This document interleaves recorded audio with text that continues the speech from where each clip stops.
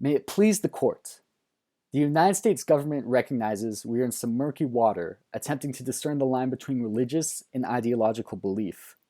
Compounded by the fact the key to drawing such a line is in the definition of the word supreme being, as it is used in the Universal Military and Training Service Act.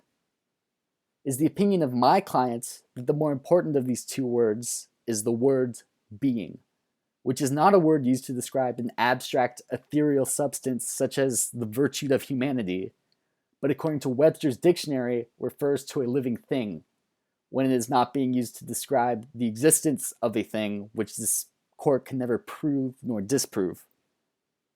Now, I'm not arguing whether or not a supreme being exists, nor am I arguing what qualities such a being must possess in order to be considered as such.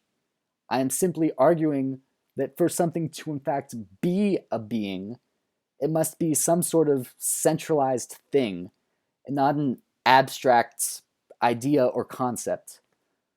Mr. Seeger does not profess such a belief in a supreme being, but instead asks us to stretch our imaginations that his belief in the idea of the wrongness of killing is enough to constitute a form of supreme being.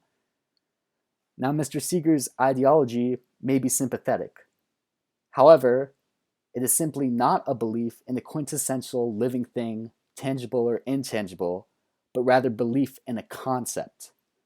Belief in such a concept is not protected by the First Amendment of the Constitution.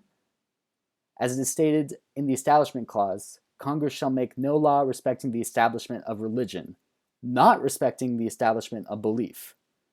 Mr. Seeger is free to believe whatever political or ideological concepts he wants, but there is no constitutional conflict requiring he be granted a conscientious objector status because of his secular beliefs.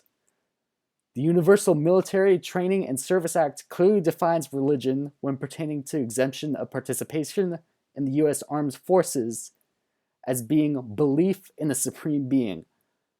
Since Mr. Seeger does not profess a belief in a supreme being, his concepts and opinions regarding war are purely secular and not protected by the Establishment Clause.